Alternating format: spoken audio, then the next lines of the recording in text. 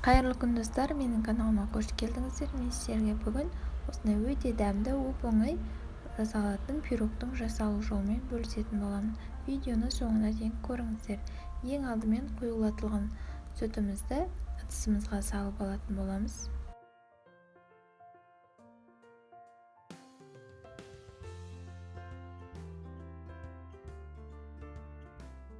Үстінен сұйық май құятын боламыз.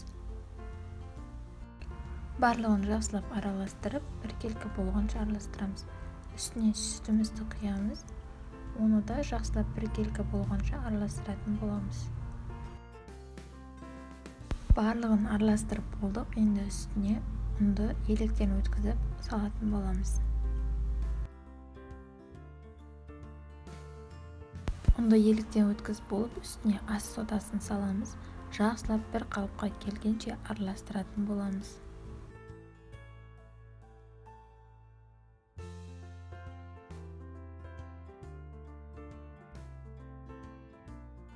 Дайын болған тестамызды формамызға құйып, алдын ала қызып тұрған пеште өте төмен градуста пісіреміз. 100-80 градуста пісіріп аламыз. Үстіне күнжіт сеуіп, пешімізге салатын боламыз.